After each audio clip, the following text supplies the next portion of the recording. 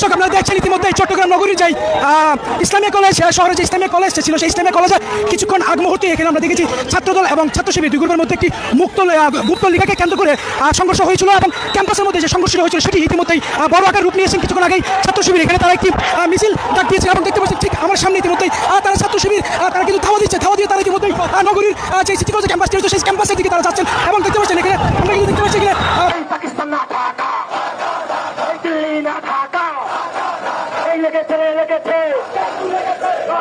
BNP এমন ফাঁদে পড়েছে তাদের ক্ষমতা বেশি দিন টিকবে না। অবশ্য ঘটনা ডক্টর ইউনূসই ঘটিয়ে দিয়েছেন এবং বিএনপিকে সাথে নিয়েই ডক্টর ইউনূস এই আকামটা করেছে। আমাদের প্রাইম মিনিস্টারকে এইচপিএম কে ভুল বোঝানো হয়। এখন ভুলটা বুঝায় কারা? দেখা যায় এখানে অনেক ধরনের ফ্রিঞ্জ এলিমেন্ট আমাদের মনে হয় গভর্নমেন্টের সাথে আছে, যারা আমাদের যে জন আকাঙ্ক্ষা তৈরি হয়েছিল, রাষ্ট্রের যে আকাঙ্ক্ষা তৈরি হয়েছিল, সেই জায়গা থেকে গভর্নমেন্টকে অনেক দূরে সরিয়ে নিচ্ছে। আপনারা রাষ্ট্র পরিচালনায় সর্বোচ্চ প্রশাসনিক স্তরে অবস্থান করছেন। একটি শক্তিশালী, জবাবদিহিমূলক, আইনসম্মত এবং জনবান্ধব রাষ্ট্র ব্যবস্থা গড়ে তোলার ক্ষেত্রে আপনারাই হচ্ছেন কিন্তু সরকারের অন্যতম প্রধান চালিকা শক্তি। সুশাসন বর্তমান সরকারের রাষ্ট্র পরিচালনার মূল ভিত্তি আমরা করতে চাইছি। সুশাসনের জন্য প্রয়োজন দক্ষ ব্যবস্থাপনা, যোগ্য নেতৃত্ব এবং অবশ্যই জবাবদিহিতা। আমি একটা বিষয় ভুলে যাচ্ছি, আমরা এই শোকের দিনে আওয়ামী লীগের সময় নির্যাতনের, নিপীড়নের, লুটপাটের কাহিনী সবাই ভুলে যাচ্ছি। মাননীয় স্পিকার, নিজেদের মধ্যে আমরা মুক্তিযোদ্ধা, অমুক্তিযোদ্ধা, 71, 72 করতে করতে আমরা যেন সেই স্মৃতি বিস্মৃত হয়ে যাচ্ছি, সেটা যেন আমরা না ভুলি। জাকাতের চেয়ে চাঁদাবাজি উত্তম, ব্যাপারটা কেমন হয়ে গেল? জাকাত কি আপা আপনি জানেন? জাকাতটা কি? জাকাতটা হচ্ছে ইসলাম ধর্মের আল কোরআনের 5টা স্তম্ভের একটা স্তম্ভ এই জাকাত। এই জাকাতের টাকা দিয়া, জাকাতের এই দৌলত দিয়া চারিদিক থেকে আইনা গরিবের মুখে খাবার তুলে দিতে হয়।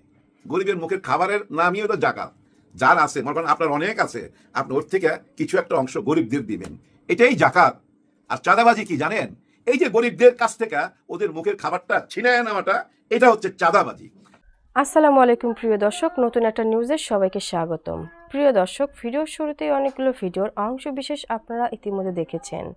দেখেই বুঝতে পারছেন আজকের ভিডিওটি কতটুকু গুরুত্বপূর্ণ এবং আকর্ষণীয় হতে চলেছে। চলুন কথা না বাড়িয়ে একটা লাইক দিয়ে সম্পূর্ণ ভিডিও দেখে আসি। তার আগে বলবো, যারা এখনও চ্যানেলটি সাবস্ক্রাইব করেননি তারা সাবস্ক্রাইব করে দিবেন, আর যারা সাবস্ক্রাইব করেছেন তাদেরকে অসংখ্য ধন্যবাদ। বিএনপি এমন ফাঁদে পড়েছে তাদের ক্ষমতা বেশি দিন টিকবে না। অবশ্য ঘটনা ডক্টর ইউনূসই ঘটিয়ে দিয়েছেন এবং বিএনপিকে সাথে নিয়েই ডক্টর ইউনূস এই আকামটা করেছে। দর্শক, এই আলোচনা করছি আনু মোহাম্মদের একটা বক্তব্য। সরকার আসলে বলছে সবার আগে যুক্তরাষ্ট্র, সরকার আসলে চলছে সবার আগে যুক্তরাষ্ট্র নীতিতে। এর মানে তারেক রহমান যে বলছে যে বাংলাদেশ ফার্স্ট, না বাংলাদেশ ফার্স্ট না, এই সরকারের নীতি হচ্ছে আমেরিকা ফার্স্ট।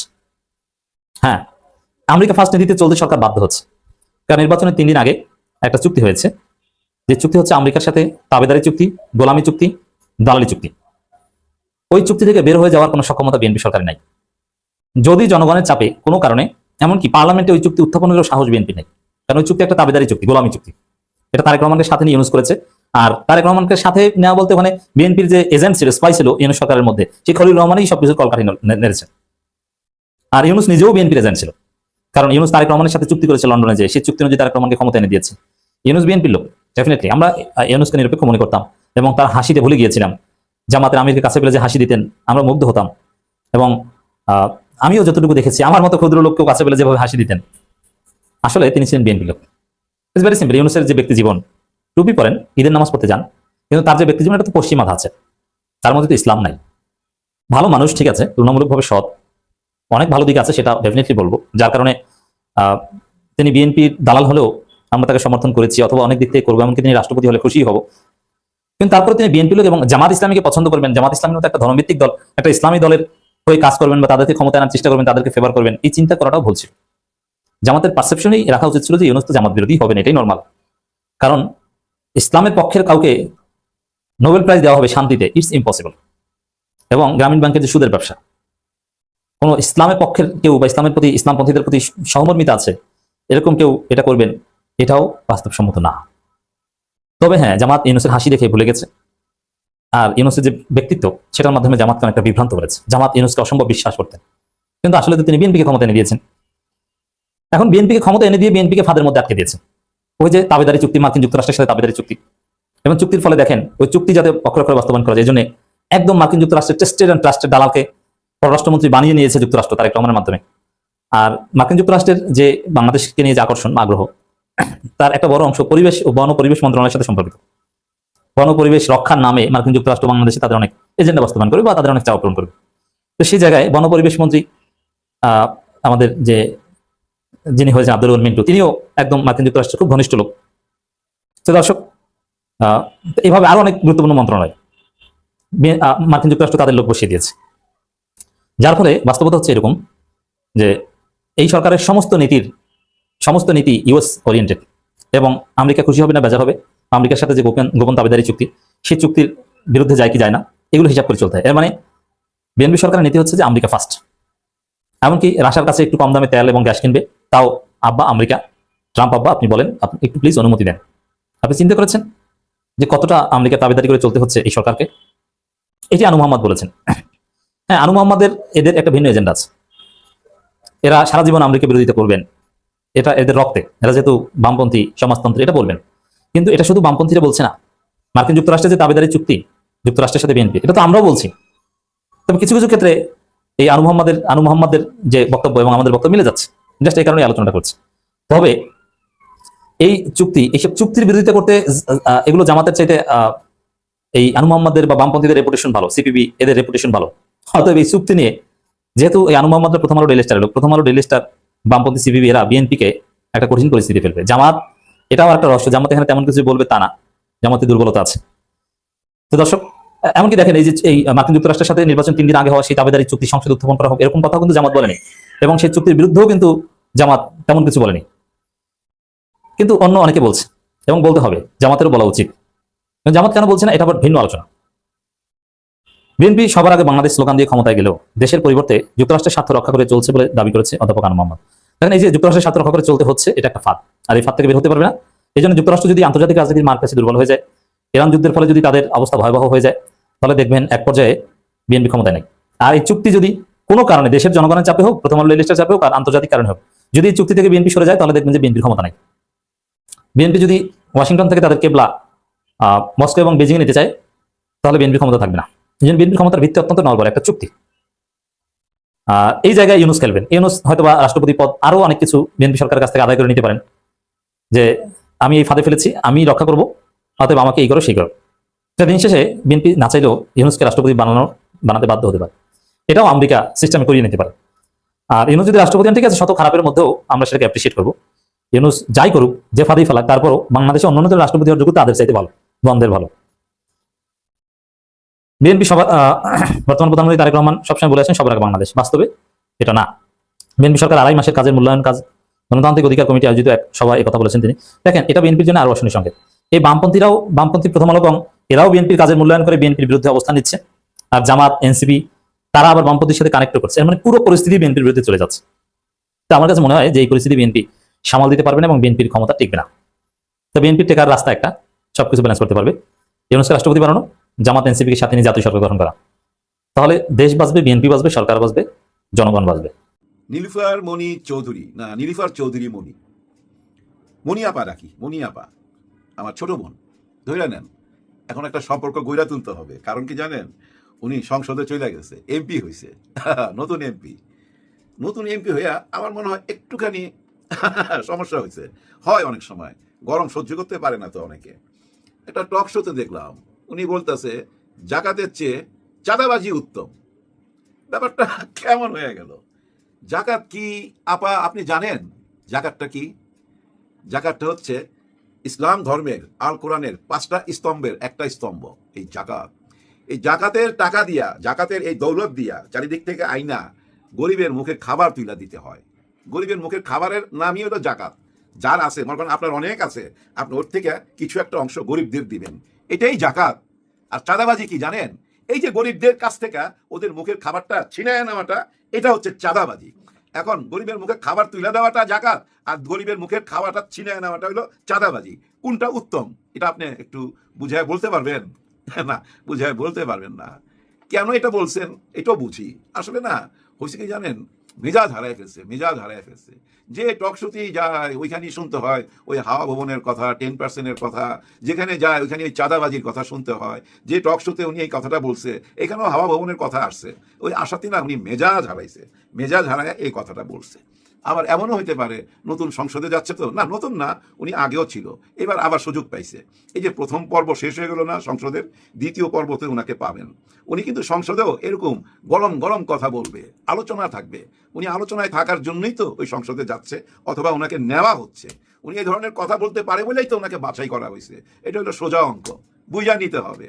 কিন্তু আপা এটা কিন্তু অন্যায় কথা বলছেন, ক্ষমা চায় নিয়েন। আমি জানি না হুজুররা আবার কোনো ফতুয়া দেয় কিনা। হ্যাঁ ভাই, দিতে পারে যে এই কথা উনি কেন বললো, এটার জন্য বিরাট বড় প্রতিবাদ হইতে পারে, মিছিল হইতে পারে, রাস্তায় নামতে পারে, কারণ খুব বড় অন্যায় কথা বলে ফেলছে। জাকাত নিয়ে এভাবে কথা বলা ঠিক হয় নাই। জাকাতের সাথে চাঁদাবাজি কেন মিলাবেন? জাকাত তো অন্যের মুখে খাবার তুলে দেওয়ার জন্য, গরিবের মুখে খাবার তুলে দেওয়ার জন্য। আর চাঁদাবাজি হচ্ছে গরিবের মুখে খাবার ছিনায় নেওয়াকে বলে চাঁদাবাজি, আর মুখে তুলে দেওয়াকে বলে জাকাত। এইটুক বুঝেন, এটা একটা মুসলমানের দেশ, ইসলামিক কান্ট্রি, বুঝেন না কেন? আপনার এই ধরনের কথাবার্তায় আপনি নিজেই তো ছোট হচ্ছেন, মানুষের কাছে ছোট হচ্ছেন না। এই কথার কোনো দাম আছে 2 পয়সা? আপনি এইভাবে চাঁদাবাজিকে জায়েজ করতে পারবেন? আর চাঁদাবাজি আপনাকে শুনতে হয় কেন? কারণ কি আপনি জানেন তো, আপনার দলের লোকরা করে বলেই তো শুনতে হয়। এটা হজম করতে হবে। এটাকে জায়েজ করার জন্য আপনি জাকাত সামনে নিয়ে আসবেন, ইসলামিক মূল্যবোধের মধ্যে আঘাত করবেন, মানুষের মনে কষ্ট দিবেন। এটা কি ঠিক? নিশ্চয়ই ঠিক না। যাই হোক, এত বুঝায় লাভ নাই। আপনি নিশ্চয়ই বুঝা ফেলাবেন। এই সোশ্যাল মিডিয়াতে চোখ রাখলে আপনি বুঝতে পারবেন আপনি কি বলছেন, কত বড় অন্যায় কথাটা বলছেন। যাই হোক, মনি আপাকে আমরা ওই টক শোতে রাইখা দিলাম, উনি টক শোতে থাকুক। চলেন আমরা একটু স্টেডিয়ামে যাই। স্টেডিয়ামে আজকে খেলা চলতেছিল।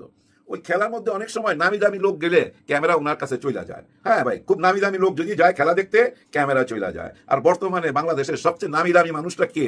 আমাদের মাননীয় স্বরাষ্ট্রমন্ত্রী। হ্যাঁ, উনি খেলা দেখতে গেছে, ক্যামেরা ওনার দিকে গেছে। ক্যামেরা ওনার দিকে যাওয়ার পর যে ঘটনাটা ঘটছে, এই ঘটনাটা সত্যি অনেক চিন্তায় ফেলাই দিছে আমাকে। ওনাকে চিন্তায় ফেলছে কিনা আমি জানি না। দেখেন,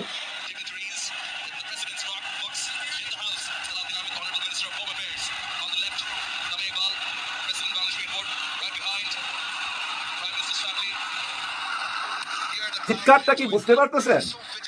এই যে চিৎকারটা কি হচ্ছে, এখানে স্লোগান দেওয়া হচ্ছে, ভুয়া ভুয়া ভুয়া, এরকম ধ্বনি শোনা যাচ্ছে। ওই যে খেয়াল করলে বুঝতে পারবেন, ভুয়া ভুয়া। এখন কথা হচ্ছে, এই যে ছাত্র শিবির সব ঢুকে গেল কিভাবে এই স্টেডিয়ামের ভিতরে? জামাত কিভাবে সবাই ঢুকে গেল স্টেডিয়ামের ভিতরে? এখানে বিএনপির দর্শক কোথায়? বিএনপির ওনারা কি ক্রিকেট খেলা দেখে না? এই যে ছক্কাগুলো মারতেছে, এগুলো দেখার জন্য বিএনপির কেউ কি স্টেডিয়ামে যায় নাই?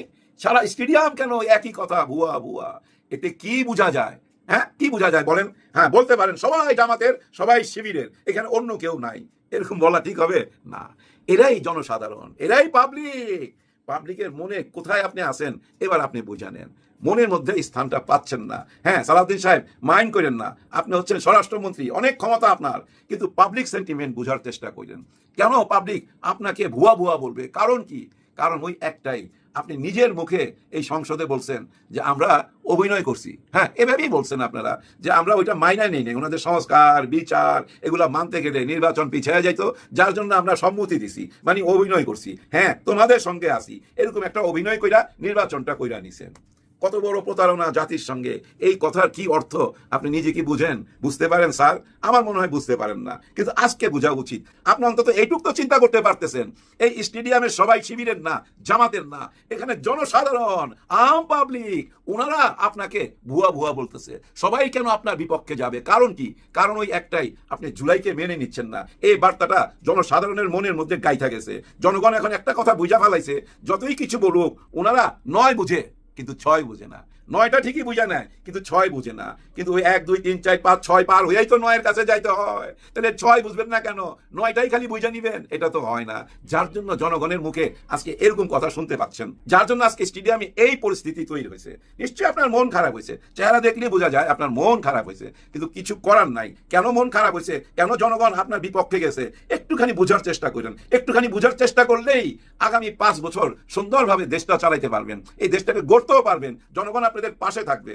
আজকে আবার দেখলাম আপনি একটা থানায় গেছেন, ওই থানায় যায় আপনি বলতেছেন অন ক্যামেরা, আপনি লুকায় বলেন নাই যে বিএনপির কেউ আসলে ওদেরকে সহযোগিতা করো, হেল্প করো, লিগেল ওয়েতে হেল্প করো, লিগেল ওয়েতে, অন্যায় ভাবে না। আইনগত কোনো হেল্প চাইলে বিএনপির তাকে হেল্প করো। আমার প্রশ্ন, এটা আলাদাভাবে কেন আপনাকে বলতে হচ্ছে? কেন আপনি আলাদাভাবে বলবেন যে বিএনপির দিকে সুনজর দিতে হবে, ওদেরকে হেল্প করতে হবে? ন্যায়সঙ্গতভাবেই এই কথা আলাদাভাবে কেন বলতে হবে? বাংলাদেশের সব জনগণের কথাই তো আপনার বলা উচিত, সবাই কথাই তো বলবেন। সবাইকে কি বিএনপি করতে হবে? এই যে থানাতে বললেন বিএনপির কেউ আসলে হেল্প করতে, লিগেল ওয়েতে। এখন ধরেন থানার মধ্যে 100 জন দাঁড়াইছে জিডি করার জন্য, এখন থানাতে কি এইভাবে সিদ্ধান্ত নিবে এই বিএনপির কে কে আছে আলাদা দাঁড়ান, আর যারা বিএনপি করেন না তারা আলাদা? আগে বিএনপিদেরকে হেল্প করে নেই, লিগেল ওয়েতে হেল্প করে নেই, তারপরে আপনারা। এরকম হয়ে গেল না ব্যাপারটা? ব্যাপারটা সুন্দর দাঁড়াইলো না। যাই হোক, আবার আপনার কাছে আসবো। হ্যাঁ, স্বরাষ্ট্রমন্ত্রী সাহেব, আপনার কাছে আবার আসবো। এখন আবার ওই সংসদে যাইতে চাই। সংসদের এই যে প্রথম পর্ব শেষ হইলো, প্রথম পর্বের মধ্যে ডাক্তার শফিকুর রহমান স্যার একটা বক্তব্য দিছিল, আপনাদের মনে আছে নিশ্চয়ই, মনে রাখা উচিত, পুরো জাতিকে মনে রাখা উচিত। উনি একটা বিচার চাইছে। হ্যাঁ, উনি বিচার চাইছে যারা জাইমা রহমানকে অপমান করছে, জাইমা রহমানকে নিয়ে বিকৃত কার্টুন বানাইছে, তাদের বিচার চাইছে এই সংসদে দাঁড়ায়া। উনি নিজে বলছে যে আমার 2টি মেয়ে আছে, এই যে অপমানের ব্যথাটা আমি বুঝতে পারতেছি, যেভাবে অপমান করা হয়েছে প্রধানমন্ত্রীর মেয়েকে, এই প্রধানমন্ত্রীর মেয়েকে কারা অপমান করলো, কারা এই কার্টুন বাইর করলো, কারা এই অপমানজনক ফটোকার্ড গুলা ছড়াই দিল, এদেরকে কেন বাইর করা হচ্ছে না? এটা কি বাইর করা খুব কঠিন কাজ? বিচার চাইছে তো, সংসদে দাঁড়ায় বিচার চাইছে। ডাক্তার শফিকুর রহমান স্পষ্ট ভাষায় বলছে যে এই অপমান শুধু আমার না, এই অপমান শুধু প্রধানমন্ত্রীর না, এই অপমান এই যে 300 এমপি আছে সংসদের ভিতরে, সবাই অপমান। কারা এই কাজটা করলো, কারা এই ইতর প্রাণী, এই শব্দটা উচ্চারণ করছে, কারা এই ইতর প্রাণী, তাদেরকে খুঁজা বাইর করা হোক। এবার আসি আবার আমাদের সালাউদ্দিন সাহেবের কাছে। সালাউদ্দিন সাহেব, প্রধানমন্ত্রীর মেয়েকে নিয়ে কারা এই অপমানজনক কার্টুনগুলা বানাইছে, ফটো কার্ডগুলা বানাইছে, এটা বাইর করার জন্য এত সময় নিতেছেন কেন? দাবি জানাইছে তো, বিচার চাইছে তো সংসদে দাঁড়ায়া, তাহলে তো 48 ঘন্টাও লাগার কথা না এই অপরাধীকে খুঁজা বাইর করা। এই অপরাধী বাংলাদেশের ভিতরেই তো আছে, কেন খুঁজা বাইর করা হচ্ছে না? ডাক্তার শফিকুর রহমান কেন এত জোর দিয়া বললো? ভাই ব্রাদার, বুঝার চেষ্টা করেন, এই যে ট্যাগিং এর রাজনীতি, একজনের ফটো কার্ড আরেকজনের নামে চালাইয়া দেওয়া, যার জন্য থানার ভিতরে কত বড় গন্ডগোল হইলো, মারামারি হইলো, থানার ভিতরে সাংবাদিক সুদ্ধা মাইর খাইলো, কত রকম নেক্কারজনক ঘটনা ঘটলো ওই ফটো কার্ড নিয়ে। জাইমা রহমানকে নিয়ে অপমানজনক কিছু ফটো কার্ড বাইর করছিল, ওই ফটো কার্ডগুলো কারা বাইর করছিল এখনো কেন বাইর করতে পারলেন না? তাতে কি বোঝা যায় না এই ফটো কার্ডগুলো কারা বাইর করছে? হ্যাঁ ভাই, উপরে থুতু মারলে গায়ে ছিটা পড়তে পারে। ওই যে বলে না কেঁচো করতে গিয়া সাপ বাইরিব, এখন কেঁচো করতে যান দেখবেন সাপ না ডাইনাসর বাইর হবে। তো ডাইনাসর আমার কেন জানি মন বলতেছে এই আকামগুলা, এই অপকর্মগুলা এমন কেউ করছে যাদেরকে এখন যদি সামনে আনতে যান না, তাহলে বেজ্জতি হইতে হবে। এমন হইতে পারে না, যতক্ষণ না আনবেন ততক্ষণ ভাই এই প্রশ্ন থাইকা যাবে। আমাদেরও দাবি, সারা বাংলাদেশের সবাই দাবি তোলা উচিত, ভাই নারীদেরকে অপমান করা যাবে না, সে যেই হোক না কেন তাকে সম্মান দিতে হবে। মায়ের জাত, আমার বোনের জাত, তাদের অসম্মান আমরা কেন মাইনা নেবো? আমরাও চাই এই অপরাধ যারা করছে তাদেরকে সামনে আনা হোক। জামাত নিয়ে ভাই এখন সবাই টেনশন আরম্ভ হয়ে গেছে। ভিডিওটা শেষ করার আগে ছোট্ট 2টা কথা বলবো। আচ্ছা, বিএনপিকে কখনো দেখছেন জামাতের বিরুদ্ধে এভাবে কথা বলতে? কখনই কি দেখছেন? অতীতের দিকে তাকান, বিএনপি বহুবার ক্ষমতায় আসছে, কখনো কি জামাতের পিছনে এভাবে লাগছিল? না। কারা লাগতো? আওয়ামী লীগ লাগতো। কিন্তু এখন তো আওয়ামী লীগ নাই। আওয়ামী লীগ না থাকাতে আরেকটা শক্তি দাঁড়ায় গেল না, জামাত ইসলাম। হ্যাঁ, এটাই ওনারা চিন্তা করতেছে। আচ্ছা, আওয়ামী লীগটা তো আমরাই ঠেকাইলাম, এখন তাহলে সেকেন্ড পাওয়ার হয়ে যেতেছে জামাত ইসলাম। আরেকটা পাওয়ার কে? এনসিপি আর জামাত মিলাতে একটা বিরাট পাওয়ার। ভোটের অঙ্কেতে দেখেন জামাত কখনো 7.5%, 10%-এর বেশি ভোট পায় নাই, এবার ভোট পাইছে 38%-এর উপরে। তার মানে এটা বিরাট চিন্তার ব্যাপার না? আগামী নির্বাচন এই ভোট তো আরো বাড়বে। এই ভোট কই থেকে আসলো? নিশ্চয়ই আওয়ামী লীগ ভোট দেয় নাই। আওয়ামী লীগ তো জামাতের শত্রু, আওয়ামী লীগ ভোট দেয় নাই। ভোট দিছে কে? এই ভোটের সংখ্যাটা বাড়লো কিভাবে? তার মানে গোপন ভোট চলে আসছে বিএনপি থেকে। বিএনপির ভোটই তো পাইছে, নাহলে এই 38% ভোট কই থেকে আসলো? এগুলা সব বিএনপির ভোট, এটা বিএনপি বুঝতে পারছে। বুঝতে পাইলেই কিন্তু এখন ওই জামাতের পিছে লাগছে। জামাতকে ওই যে ট্যাগ দেওয়া আরম্ভ করছে, আবার রাজাকার, আলবদর, যুদ্ধ অপরাধী, যেগুলো আওয়ামী লীগ করতো, ওই একই কাজ শুরু করছে। ওই একইভাবে দাবায় রাখতে চায়, কিন্তু দাবায় রাখতে পারবেন না। আবার স্টেডিয়ামে যায়, ওইখান থেকেই বিদায় নেই। স্টেডিয়ামে কিন্তু সবাই জামাত ছিল না, সবাই শিবির ছিল না, এখানে ছিল সাধারণ জনগণ। এই জেনারেশন, বর্তমান জেনারেশন ছিল এই স্টেডিয়ামে। তাদের মনের ভাষা তো বুঝতে পারছেন। তাদের মনের ভাষা যদি বুঝতে পারেন, আমার মনে হয় আপনারা সঠিক পথে যাইতে পারবেন। আর যদি মনের ভাষা না বুঝেন, তাহলে সঠিক পথে যাইতে পারবেন না। বাকিটা সময় বইলা দিবে। হ্যাঁ ভাই, বাকিটা সময় বইলা দিবে। শুধু এইটুক বলতে পারি, যতক্ষণ পর্যন্ত আপনারা জুলাইকে না মেনে নিবেন, যতক্ষণ পর্যন্ত এই যে বলছেন যে আপনারা ছলনা করছেন, এই ছলনার জন্য আপনারা ডুইবা যাবেন। হ্যাঁ, এই ছলনার জন্য ডুইবা যাবেন। হয়তো বলবেন যেগুলো আমার মনের কথা না, কথার কথা বলছি। এমনও হইতে পারে ভাই, এই বিএনপি থেকে বলতে পারে এটা ওনার ব্যক্তিগত কথা, কিন্তু ব্যক্তিগত কথা না, সবাই মিলে একই সুরে বলছেন, এটা সময় বইলা দিবে। ওই যে একটা গান আছে না, অনেক কথাই বলো তুমি মন থেকে যা বলো না, আবার অনেক তোমার সত্যি কথা আমি ভাবি ছলো না। এখন কোনটা সত্যি কোনটা মিথ্যা? প্রিয় দর্শক, ভিডিওটি দেখে কি জানলেন বুঝলেন? অবশ্যই আপনাদের মূল্যবান মতামত কমেন্ট বক্সে জানিয়ে দিবেন। পারলে ভিডিওটি শেয়ার করে সবাইকে দেখার সুযোগ করে দিবেন। ধন্যবাদ।